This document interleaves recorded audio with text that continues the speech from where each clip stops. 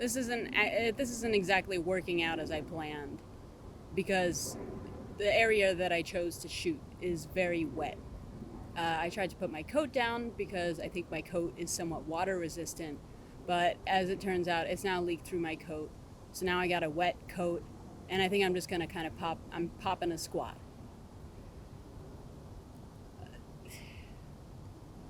So the big question, right? How do you control the way in which you're perceived? Well, I'm not gonna waste your time. The short answer is you can't. At least not when it comes to other people. Can you control someone else's thoughts? No. Is anyone else going to have the same thoughts as you? No. Everyone kind of lives in their own little world. That's a cool thing. That's a special thing. Everybody's got their own unique and different perspective, their own experiences. And this is something that I think about a lot. I think, what a relationship is a bridge between two worlds, right? It's something that takes work. And if you can put in the work to build that bridge, then you can kind of walk across and spend time in another person's world, and that's really cool. But even if you do manage to do that, and if you can, I congratulate you for it, they're still not seeing the same world that you are. A little meta, yeah. But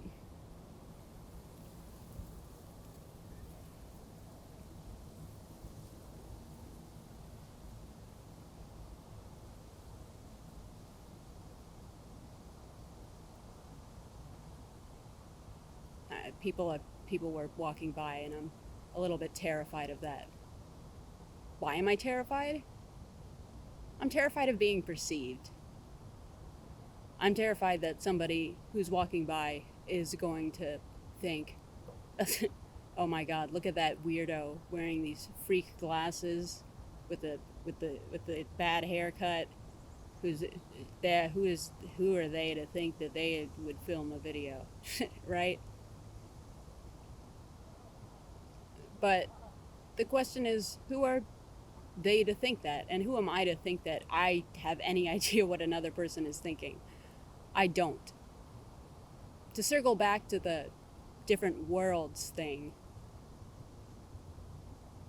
even if you build a bridge, say, to your friend's world that they've been living in all this time, and you go and spend some time there, you still, aside from what that person has told you, do not have the same experience in that world because of your own experiences in your own world. And the best way to kind of reconcile that difference is to be really present and just be in the world. Listen to what your friend tells you when they talk about themselves. And this is the best way and the only way to truly know someone, aside from observation, which I think can really only go so far if it's infused with thought, judgment, and interpretations. Face value, that's the ticket. I think we could use a lot more of it. I think I could use a lot more of it. I think I could put a lot more of it out.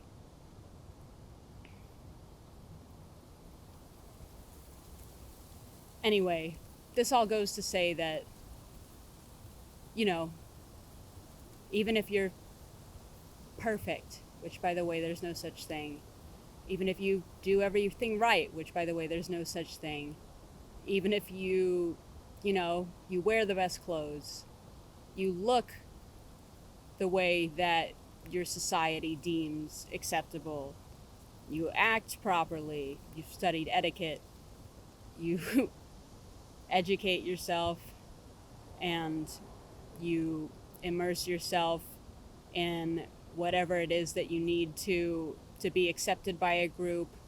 you know you subscribe to the particular ideology that would lead you to being accepted by a group.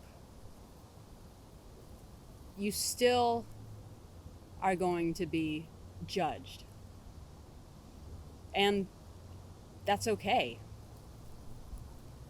It doesn't really matter. Don't let it. It's out of your control. But there is one kind of perception that's within your control, and that is the perception of yourself.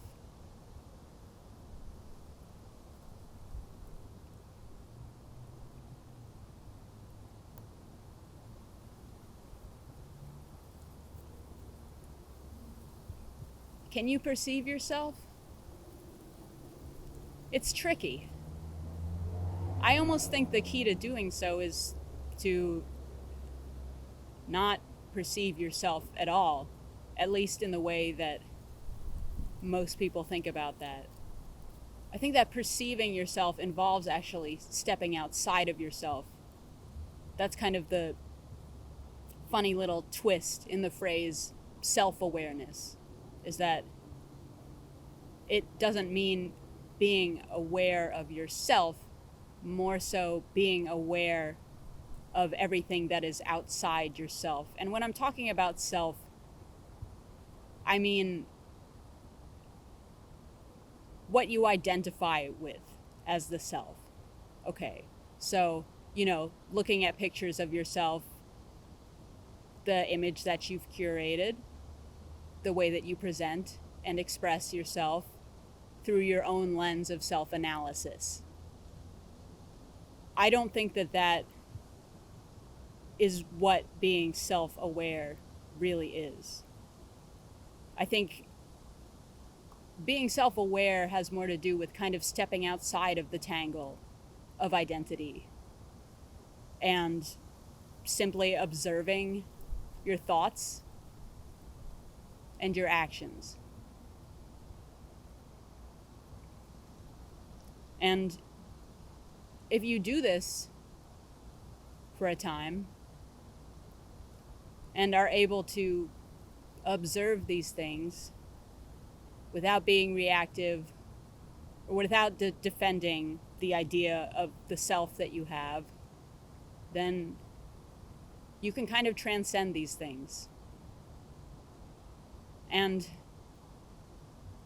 the I that you perceive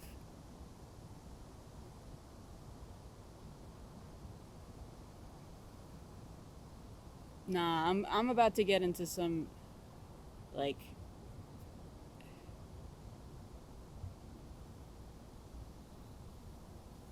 there is no I.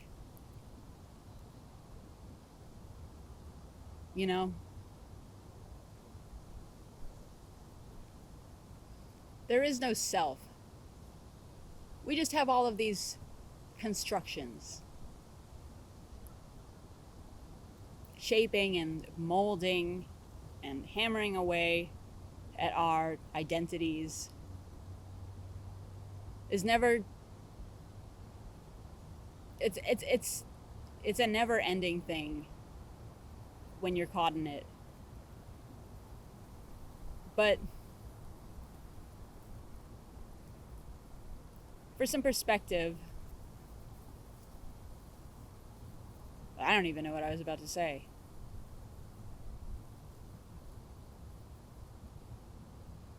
Like, my point kind of is,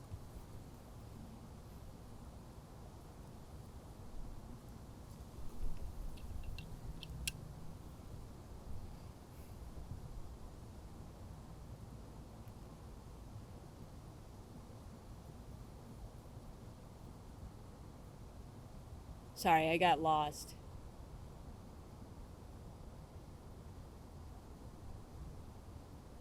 Oh yeah. So that's how you can control how you perceive yourself is basically just by stepping outside of what you conceive of as yourself.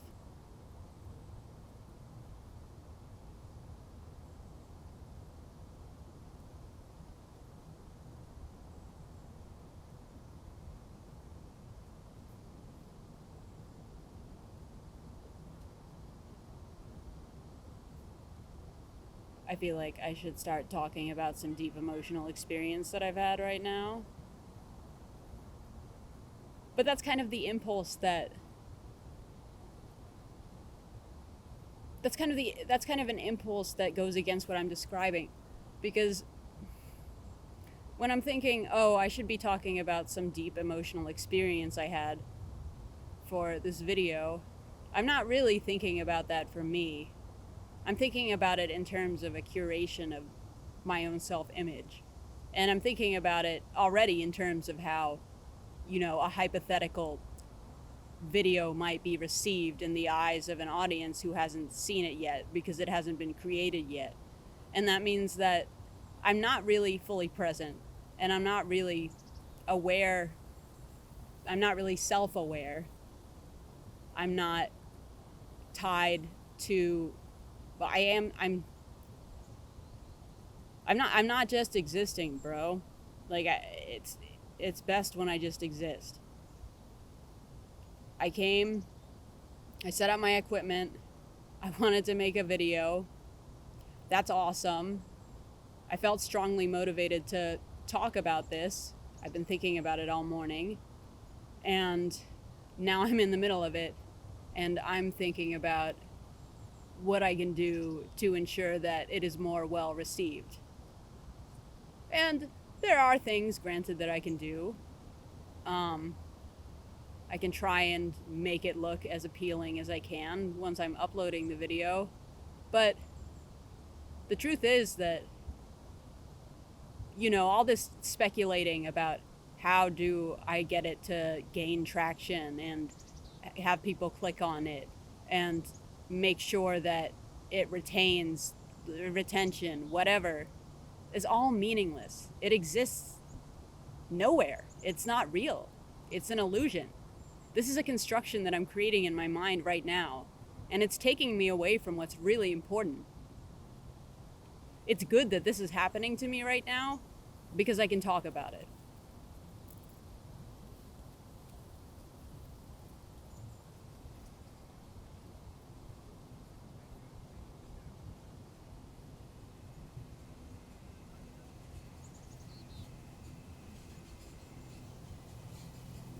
And again, there's that fear.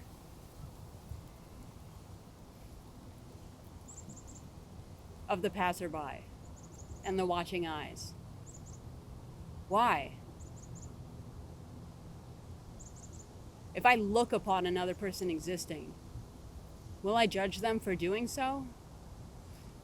I won't, but I'm not like other people. Should I worry about other people doing it? No. I don't feel that I should. The anxiety itself is an illusion. It's getting very loud. My back is starting to hurt a lot from being in this position, but that's okay. I'm not complaining, I'm just talking.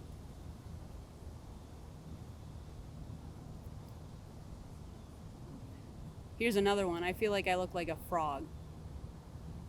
I don't know, I just feel very frog-like right now.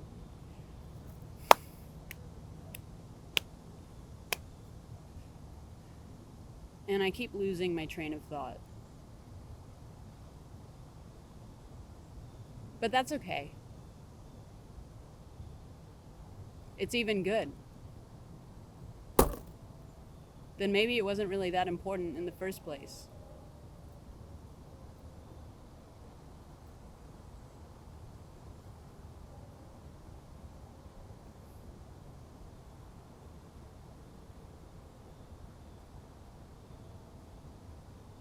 The message is not to perceive yourself.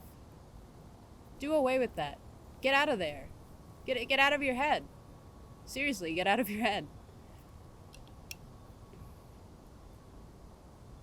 And be in your experience instead. Then you're perceiving what's really important. Then you're not letting everything slip through your fingers.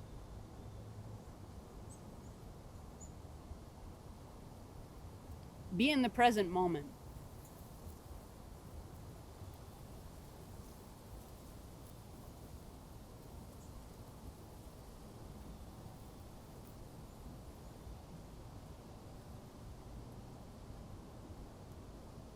What else do we have?